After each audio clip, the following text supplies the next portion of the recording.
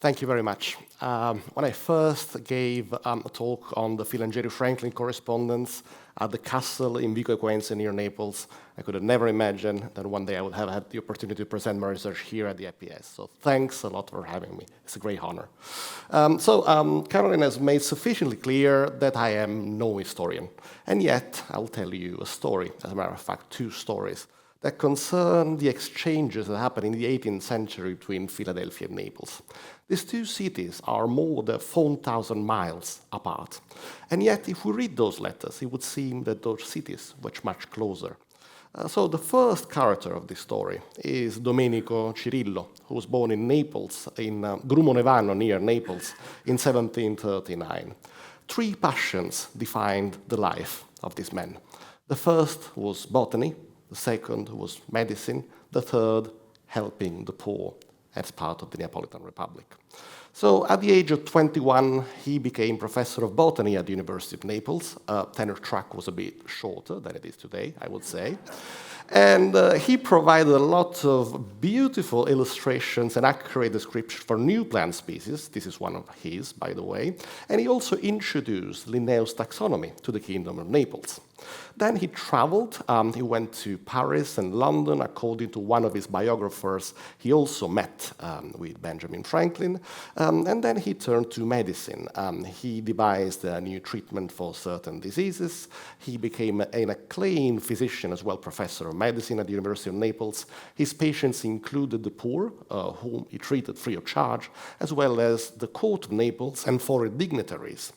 And when the monarchy was overthrown in 1799, he joined the Neapolitan Republic, and he submitted a national charity project to the provisional government, which he funded with his personal savings. He joined the legislative committee of the Republic, became its president, and when the monarchy was restored in 1799, he was sentenced to death and executed in October of that year. And most of his papers were burned. Today's story, however, takes place when Cirillo was, how to say, at the top of his game. And so was Naples. It was, with Paris and London, one of the three major European capitals. It was bustling with foreign intellectuals who would stop in Naples as part of the Grand Tour. And one of them was John Morgan, the father of medical education in America, the founder of what would have become the Department of Medicine here at the University of Pennsylvania, who probably visited Naples in 1764, where he might have met or at least heard of Domenico Cirillo. When he returned to Philadelphia in 1766, he was elected to the American Society for Useful Knowledge, and he was instrumental in his expansion. He indeed nominated a number of intellectuals he had met in Europe as corresponding members. Therefore, it doesn't come as a surprise to us that when the American Societies merged with the American Philosophical Society in January 1769, we can find in the minutes of this meeting of January 16, which is also the day of my birthday, incidentally, a reference to a letter from Cirillo thanking Dr. Morgan for having proposed him as a member and pledging to do everything in his power to advance the goals for which the society had been established, such as introducing a number of useful plants from the Kingdom of Naples into America. However, and here is where the story gets interesting, no one by the name of Cirillo had been elected to the American Society or to the American Philosophical Society. The only Italian member that was elected on April 1768 was a certain Mr. Famitz of Naples, who defied any attempt at identification. So there is no sign of him in any of the learned societies in Europe of the time, no sign of his name in any library catalog of the time. Even former APS librarian Whitfield Bell couldn't get hold of him. And yet, he was elected on the 15th of April, 1768, and even a membership certificate was issued to his name and was sent to Jefferson in Paris so that Jefferson could deliver it to this illustrious unknown. To make sense of this story, we have to introduce another character in this story, the British consul in Naples, Isaac Giamino, who was very fond of botany and of the eruptions of the Vesuvius, which was masterfully illustrated in this series of paintings commissioned by Hamilton. And Isaac Giamino made a very detailed account of the eruption of 1767, which he sent to John Morgan in Philadelphia. And the account was attached to this letter. The handwriting on Isaac Giamino isn't exactly easy to decipher, but there is a very important part I'd like to draw your attention to, the PS, the postscriptum, which reads as follows. My family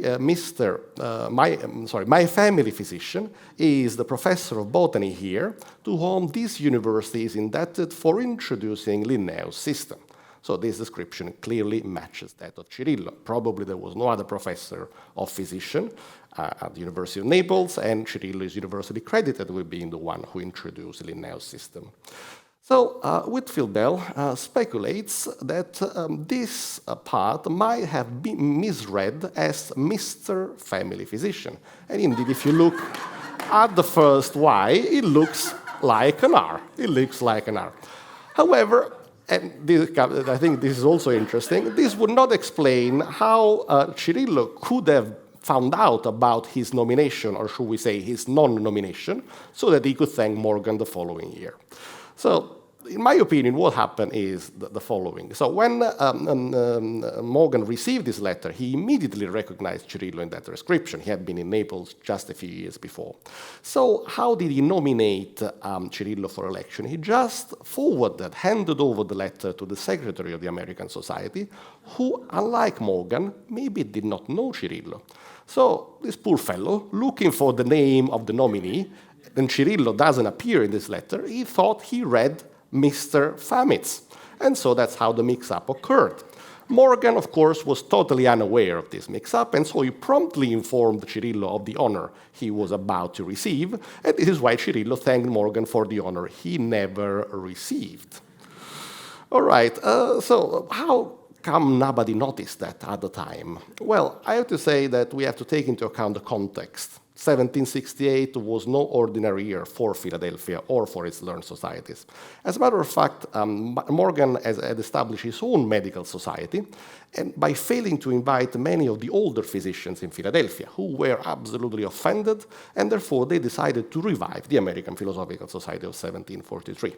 So 3 societies were competing with one another for new members in 1768. The American Philosophical Society of 43, the American Society for Useful Knowledge, and Morgan's Medical Society. And of course, Morgan was not willing to give up this fight. And indeed, in the month of April alone, the American societies inducted 30 new members. And in the very meeting of April 15, with only 5 resident members in attendance, 14 corresponding members were elected. You see, here is the complete list.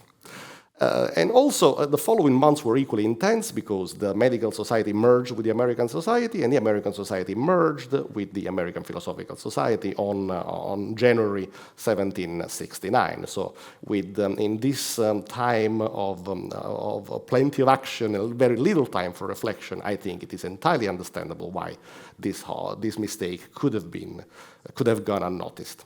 It went unnoticed, that is, until recently, because the American Philosophical Society at the beginning of this year has corrected this 255-year-old clerical error, and for the first time in its 280-year history, it made a posthumous addition to its membership roll by recognizing Domenico Cirillo as its first Italian member. And I think this is a strong symbolic value because it is a testament to the close relationship between Neapolitan and Philadelphian intellectual in the 18th century. Even more on that point, I'd like to talk about another correspondence that took place between Gaetano Filangieri and Benjamin Franklin, that is behind, of course, this screen. So Gaetano Filangieri was born in 1753 in La Cercola, near Naples. The French called him the Italian Montesquieu. Napoleon referred to him as the mentor to us all. As many in his family, he was initiated into a military career. He was a cadet son, but he wasn't inclined to it. According to some, because he was a lousy shot, so he couldn't even hit prey even at a short distance. And yet, once he hit the king's prey, done risking his life. That's according to some biographers. Be it as it may, he was deeply in love with humanity, with humankind. His tutor called him Philander, the friend of humanity. And so he sought to relieve humanity for what he believed to be one of the greatest sources of pain and anguish. Somebody is thinking about taxes. Well, close enough. Errors in legislation. So he sought to reform legislation in every field, bit of a monumental project there, and based on the experience of all the previous epochs he was aware and all previous countries he was aware of. So a pretty monumental work called indeed The Science of Legislation. Published, the first 2 volumes were published in Naples in 1780. So how did he get in touch with Franklin? Franklin was in Paris as a minister plenipotentiary of the United States. And he became acquainted with Luigi Pio, a Neapolitan diplomat, in a private capacity. They were actually referring to Freemasonry. Indeed, Franklin was a member of the Nine Sisters Lodge, along with Voltaire and Jefferson. And Freemasonry proved a very important a very important instrument in the circulation in Europe of the ideas of the American Revolution, as well as of the documents of the American Revolution, at a time where censorship was still very much a thing. But this time, the circulation happened the other way around, because it was Luigi Pio that gave Franklin the first 2 volumes of The Science of Legislation, and apparently Franklin was intrigued.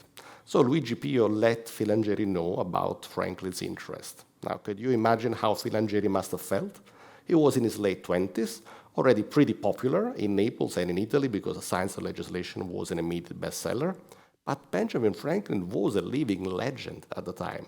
It was the very face in Europe of the American Revolution. It was the quintessential rustic genius from the United States, and he liked to underline that wearing this fur hat.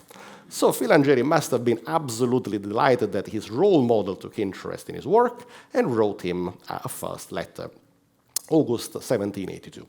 No reply.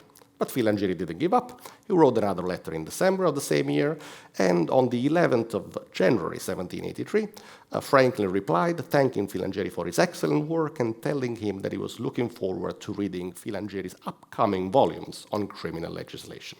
And so the correspondence started. So the correspondence consists, at least in my opinion, of 9 letters. 6 from Filangieri to Franklin, 2 from Franklin to Filangieri, and 1 from Filangieri's widow to Franklin, foreshadowing this story as a sad ending too. And plus, I think, possibly 2 spurious letters. So, like modern days emails, these letters had attachments, and Filangieri's letters had pretty heavy attachments, as a matter of fact. He sent several copies of The Science of Legislation, which is a monumental treatise. We're talking about 8 books, 450,000 words, so that is 6 times the Divine Comedy, or for something more familiar, maybe the same size as the Lord of the Rings, excluding The Hobbit. And Filangieri devoted as many as 11 hours per day to writing The Science of Legislation, seeking to reform laws in all fields. Also, Franklin sent attachments. He sent Filangieri a copy of the 13 constitutions of the United States, translated into French, very important diplomatic maneuver there. And with his last letter to Filangieri, he sent him a printed copy of the Constitution of 1787, which had been approved just a few weeks before and had not been ratified yet by the states. And he did so as a token of gratitude for Filangieri's invaluable work on legislation. These are Franklin's words. Great honor. I think Filangieri could not really enjoy it, because even though the letter was sent in October 87, Filangieri only received it on the 1st of July 88. So no instant messaging at the time. And Filangieri was already on his deathbed. He died just 20 days later, just 1 month short of his 35th birthday. So note to self, do not write 11 hours per day. Okay, let's compare a few of their ideas. So first, I think it's worth mentioning their commitment toward peace. Indeed, the introduction of the science of legislation denounces the military mania of the monarchs of Filangieri's time, whose only concern was finding a way of killing more men in the shortest possible time.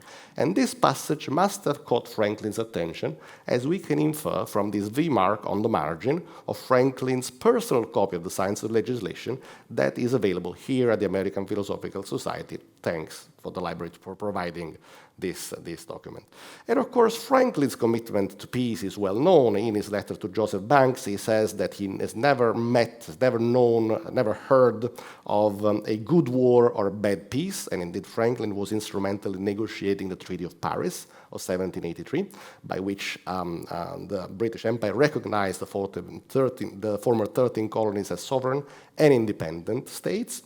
And Franklin, but that was a pretty fragile peace, as a matter of fact, because many states were violating a particular clause of that treaty concerning the recovery of British debts.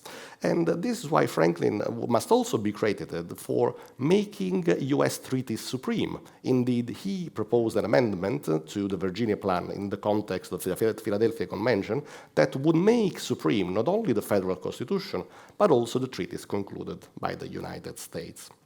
The pursuit of happiness famously appears in the Declaration of Independence. We all know that Franklin had a pretty important role in drafting that document, but it also appears in the Pennsylvania Constitution of 1776, pursuing and obtaining happiness, something more. That constitution was drafted by a constitutional convention whose president was none other than Benjamin Franklin himself. And there is a very interesting passage in Filangieri's Science of Legislation. Neither history, nor custom, nor precedents, nor concessions, nor charters can give kings, magistrates, or nobles a right that is contrary to the happiness of the nation, which should always be the supreme law. And again, this passage must have caught Franklin's attention, as we can see from the marginalia.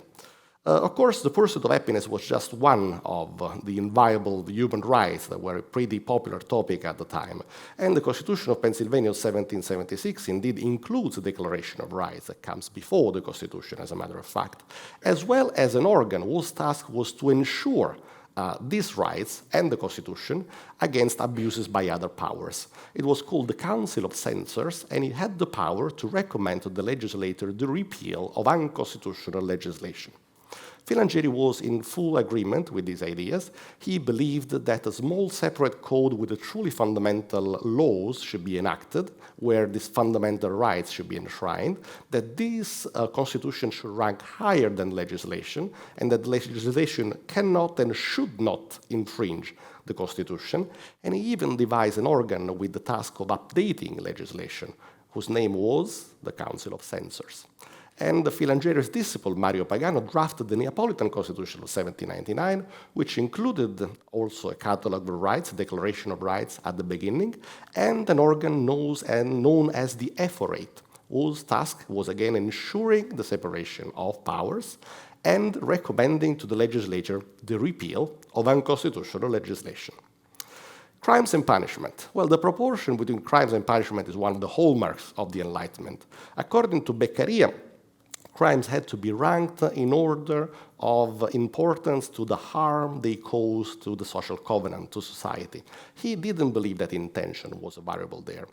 Filangieri went beyond that. In Book 3 of the Science of Legislation, he drafted a comprehensive plan for a model criminal code based on the principle of proportionality between crimes and punishments, and he ranked crimes according to two variables. The quality of the crime, is that a crime against the person or a crime against property, so similar to Beccaria, and the degree, mark this word. So that is to say, the kind of culpability, the kind of mens rea of the perpetrator. Was it willful? Was it negligent crime?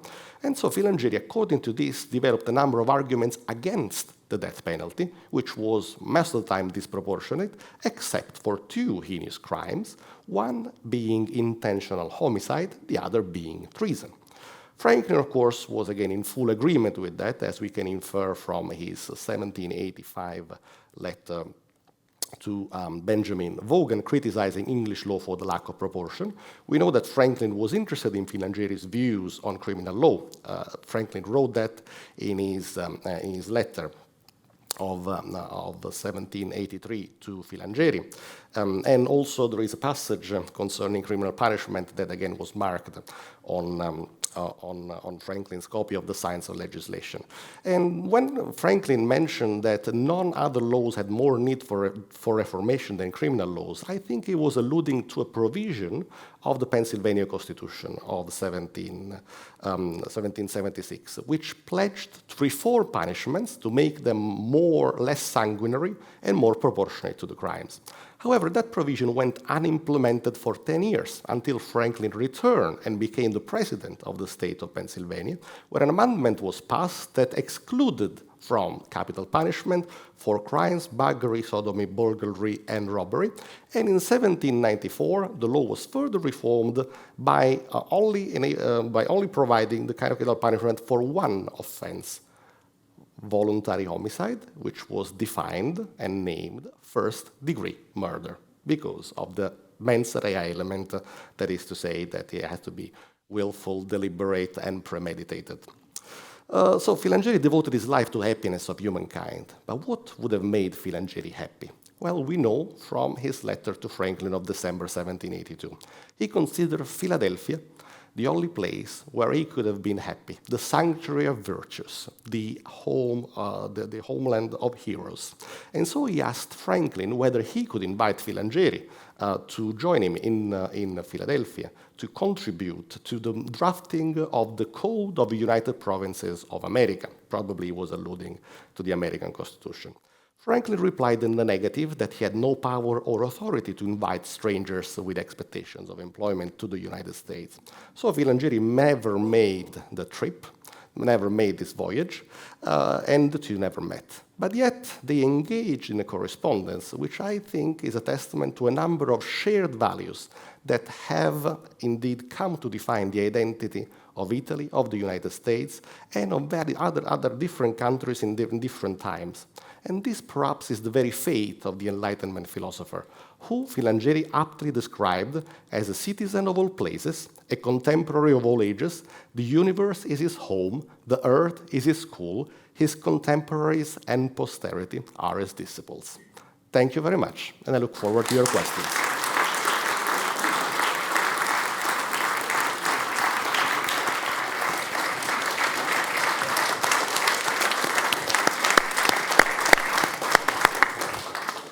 Thank you so much for a fascinating voyage back into our own past and bringing things right down to now in terms of values. Do we have questions?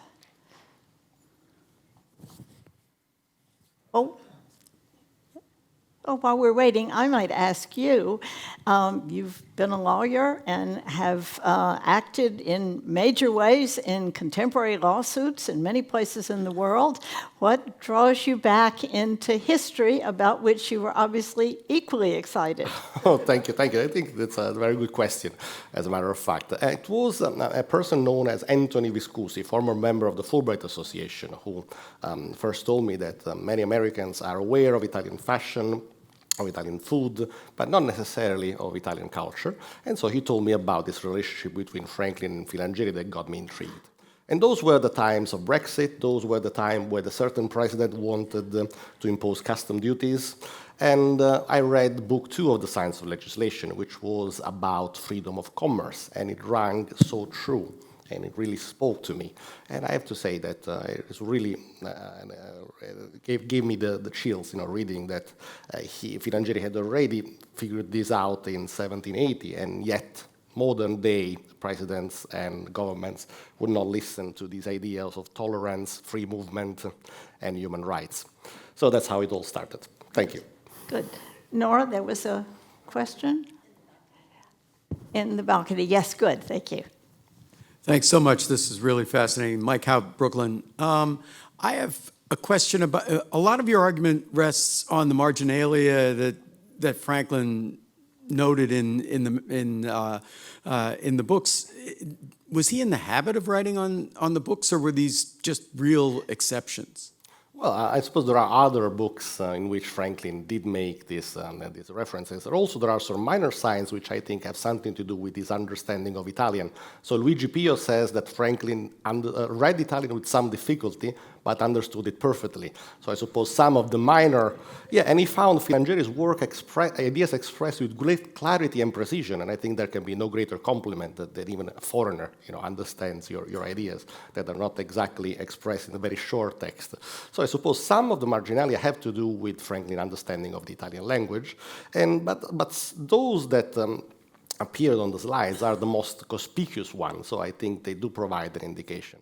However, the core of my argument is that regardless of the marginalia and what's in the letter, there seems to be a remarkable parallelism in the ideas of these two Enlightenment scholars.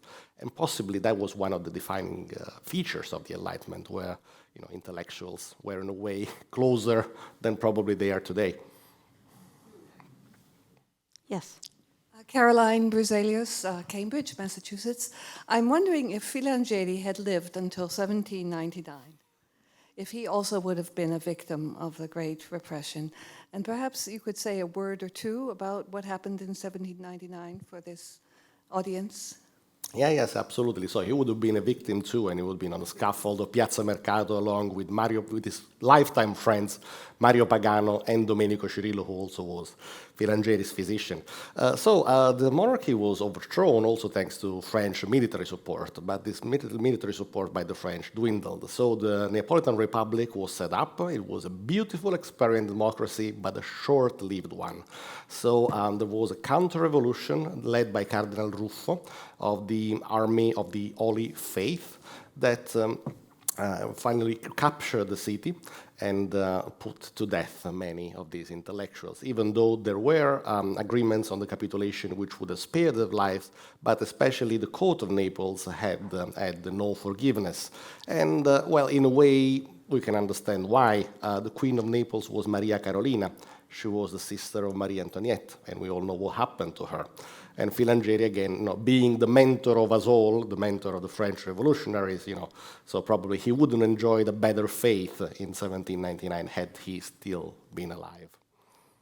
And we have a final question or comment from Nora Monroe. Yeah, a comment.